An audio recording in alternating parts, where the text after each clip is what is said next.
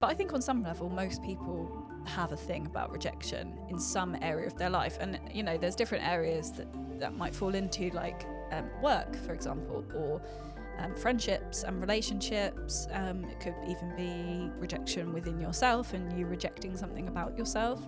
Well, yeah, we've all faced rejection in many forms. And to a certain extent, you become slightly more hardened to it just as you're going through. But I wouldn't say it necessarily gets that much easier. It's still hard to deal with. Well, you were just in the car on the way up, you were just talking about how you have got so much to talk about with rejection. So, well, yeah, because I've recently discovered that I've got this thing called RSD, which is called rejection sensitivity dysphoria. Okay, what is that actually? So it's not a proven scientific term, but it is something that is becoming more aligned with people, certainly people with ADHD as a neurodiversity. And it tends to be sensitivity to all forms of rejection, and actually particularly micro rejections. So even like, you know, when someone doesn't message you back, or you might be not, someone says to you, I can't come out tonight, or whatever it might be, like there's little micro rejections that you might get, or an email that says, we don't need you for this thing, or whatever it might be. Those things tend to have a big effect on some people with RSD. So when the dysphoria, I'm guessing, is basically, it's like you lose all sense of proportion. Yeah. And overreact, essentially. Yeah, so but it becomes something that you ruminate on a lot. So, for example, if someone doesn't, message you back, for example, or you send someone a nice message and they don't kind of, give you, acknowledge it or what have you. Which then probably happens quite a lot with me, because I always ignore text messages. Yeah. Then you start to ruminate on those things, and it always becomes inward. Like you start to see yourself in a negative light. You think, I'm not good enough. People don't like me. I'm weird. All those kind of connotations around, like, just negative thoughts towards yourself, and that's the kind of that's why it comes out. So that sensitivity to those things. And it apparently is very prevalent in people with ADHD in particular. Now, why there's this correlation, I think some of it's to do with, particularly, and I can sort of vouch for this as being someone who's kind of known they've had like a neurodiversity from a young age, but is only kind of acknowledging it now in later life, is that you've always felt a bit different. So there's that kind of feeling of like feeling maybe not quite right, like you're not necessarily, you're a bit strange, a bit weird, not quite normal like everybody else, not that anyone's normal, inverted commas. And then that feeling of not fitting in some way, and that can come back from but school, like for me, like school was like the first kind of initial feelings of rejection kind of came out of school, like being, those when you get chosen last for PE, and then like just that feeling around not being adequate or good enough at school. And that's kind of, I can think that's probably where a lot of those early feelings of rejection come from. And then it can go wider as well. For me, for example, like came from parents as well. Like I got rejected that way, like didn't feel good enough and all that kind of stuff. So yeah, I mean, I'm no psychiatrist or a psychologist, but I would imagine that a lot of our beliefs about ourselves come from childhood and how we get brought up, and how, I've heard people say that, even the smallest little comments that you make to a child, their brains like sponges, they soak everything up, and then they form these beliefs about the world and about themselves. And so even if you have a parent that's really loving and great, even if they make one little comment, you could see that as a rejection and take that on, or it could be a teacher or something like that. So I guess that's possibly where it comes from for a lot of people. You seem to obviously have quite an extreme aversion to rejection. But I think on some level, most people have a thing about rejection in some area of their life. And, there's different areas that might fall into, like work, for example, or friendships and relationships. It could even be rejection within yourself and you rejecting something about yourself. And so, yeah, I think if we just talk a little bit about how we can overcome our fears of rejection in each of these sorts of areas, I feel like that would be quite a useful topic for people to listen to. Well, yeah, we've all faced rejection in many forms, like you say. Like, it could be relationships, friendships, work-related things. I think work, we've talked about that a lot with regards to, we're in creative industries, so rejection is kind of a daily, well, it is for me, like it's a daily process I have to go through. And to a certain extent, you become slightly more hardened to it just as you're going through. But I wouldn't say it necessarily gets that much easier. It's still hard to deal with. I think sometimes it's just a case of, when you're in that moment of being rejection or feeling rejected, is to not be too hard on yourself, and like just acknowledge the process of rejection, and that often these things aren't personal. They're not like personal to you. Like, it's just because it's not the right time, or it wasn't the right thing at that moment, perhaps. Yeah, I think rejection in work is a big one when you're self-employed. I think any industry where you put yourself out to be potentially judged, particularly as a creative as well, or any job where you're putting yourself on a public platform or social media or anything like that, everyone kind of does feel like they have the right to judge you and to make comments about you and stuff like that. And with social media, you have the whole compare and despair thing, and that can bring about feelings of rejection and stuff like that.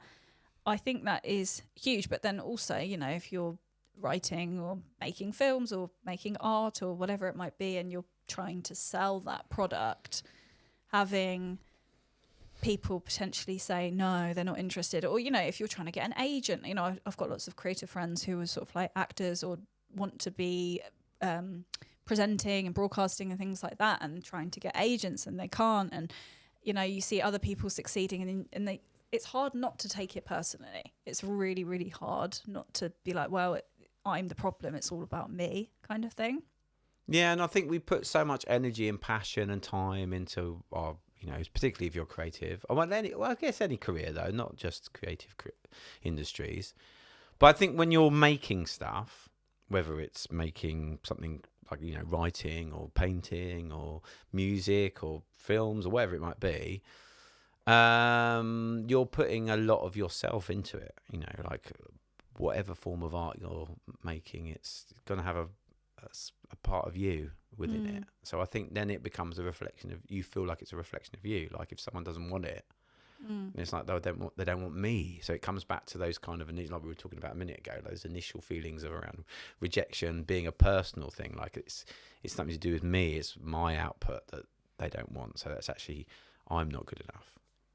Yeah, totally. And like, even with this podcast, for example, when you start a podcast and you're interviewing people, you have to get guests for said podcast. And sometimes it does just come down to like begging people to come on.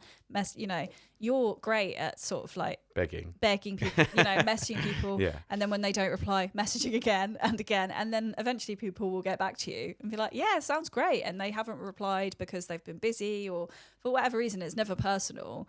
I'm not so good at that. I would say, even though I know you say you hate rejection, I would say that's a part of rejection. You're a lot harder and tougher with when it comes to that than I am. I mean, that's like my kryptonite, honestly, like messaging someone and not having them message me back. Like friendships and stuff like that, I don't give a shit. Like, if I message someone and they don't reply, if it's in my personal life, don't really have any problems with rejection in that aspect. If it's a professional thing and I'm reaching out, and to be honest, actually, I think a lot of that for me is because I'm a woman, and I think I have a chip on my shoulder about that a little bit. Like right. a little bit of like I'm not a feminist or anything like that, but like it's a struggle to be taken seriously as a woman in many industries and aspects of the world. Like, I find it all the time with my art. You get people that are like, wow, your art's amazing, or they'll say like, oh, that's so beautiful. The art's not bad either. Like, trying to comment on the fact that you're a woman, like a young woman doing something, like suddenly your looks come into it, or it can never just be like, well done, you're really talented. It has to be some like weird sexist comment with it. It probably tends to be men making those comments. All the time, yeah. And funnily enough, when a woman does it and it's like, oh, you look really beautiful in that picture, there's no resentment whatsoever. I'm like, oh, thank you so much. But if it's a man, I'm like, you're not taking me seriously. Yeah. Like I've definitely developed a bit of a chip upon my shoulder about that, and that's my issue.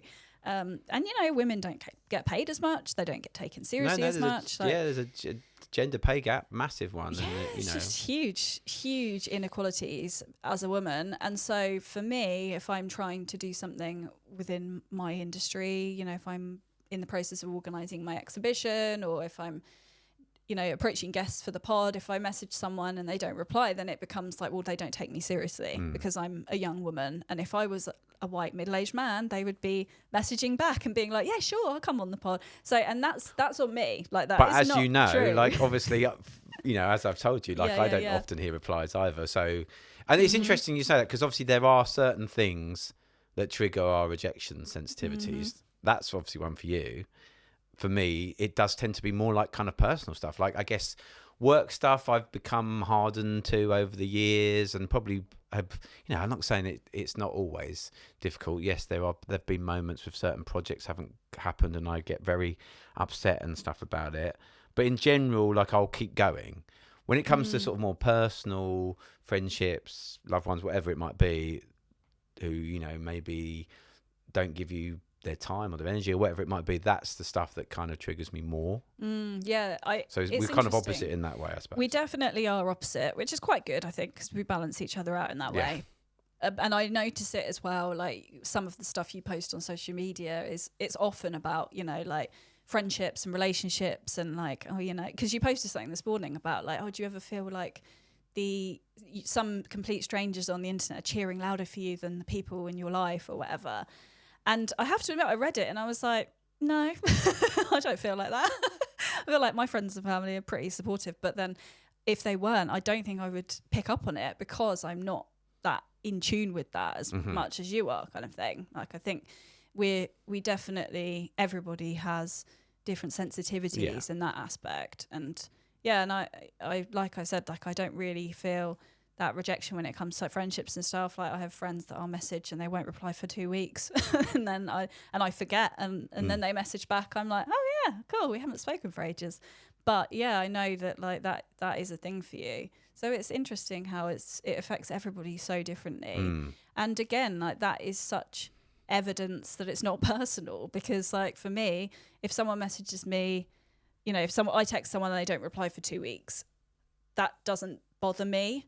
So in my mind, it doesn't bother you either if I don't reply for you for 2 weeks. But I know that, because I know you so well, if I didn't reply to you for 2 weeks, you would be like, oh my God, like, have I done something wrong? Like, So it's never, ever personal. Just very quickly then. So let's discuss some ways that you can overcome these feelings of rejection. And it's actually something I'm trying to do at the moment.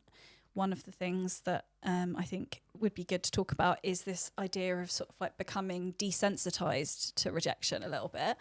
And this all started, by the way, because my friend sent me like a video on Instagram, and it was this woman that was like, set yourself up to be rejected every single day at least once, and it will help you. It sounds horrendous. It sounds horrible, but it will help you to kind of become desensitized to that. Yeah. And so I guess my fear would be that...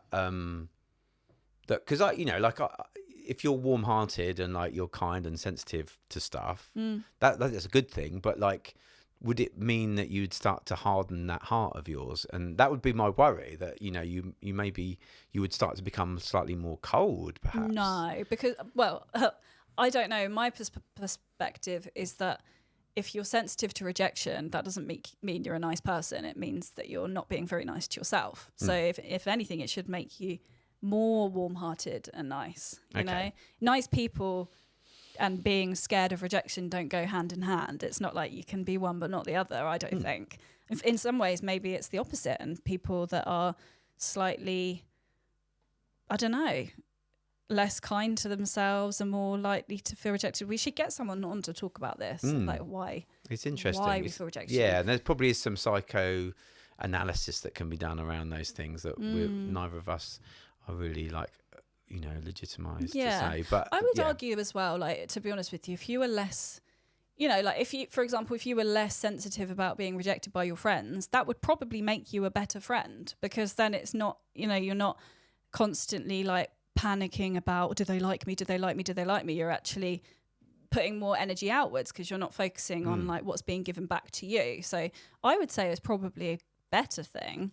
I mean, it's only going to be good if you're not feeling that the pangs of rejection, right? Oh yeah, of course. Yeah. But yeah, so I've been trying this, and I've been like doing at least one thing every day that sets me up to be rejected, even if it's like messaging a potential guest to come on the pod or sending a message. And I find this as well, like when it comes to networking, because you know they say, oh, it's all about who you know, not what you know, and I like don't message people that I think would be, you know, good people to have in my network, because I'm scared that they are not going to reply or going to sort of, you know, not be interested. So I've been doing a lot of that and a lot of like just reaching out to people and stuff like that. So pushing yourself out of your rejection comfort zone, I guess, is what you're suggesting. Exactly. And, you know, it could be as much as like messaging someone that you know is not free and being like, want to come round to my house for dinner, and you know that they're going to say no, and then when they say no, you're like, okay, great, let's not take this personally. Or you know, if you're single, ask someone out on a date, you know, ask someone who's out married. in person. Ask out a married man. So yeah, I think that's what I'm going to do, and wish me luck.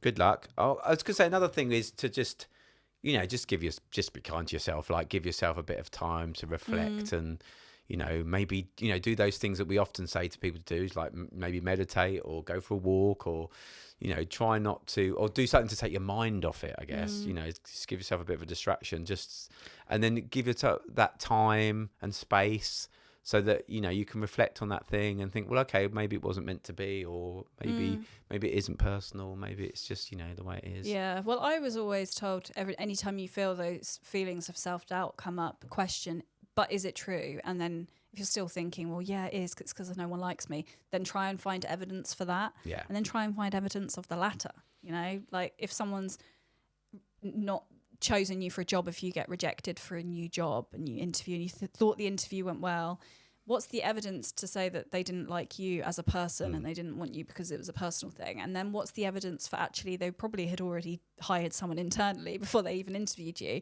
It's more likely to be the latter. So yeah. Yeah, and, you know, generally things do work out the way they're supposed to work out, you know, and it's hard to see that when you're in the midst of something, in the midst of it. But they do generally pan out the way they're supposed to. Lovely. Okay, cool.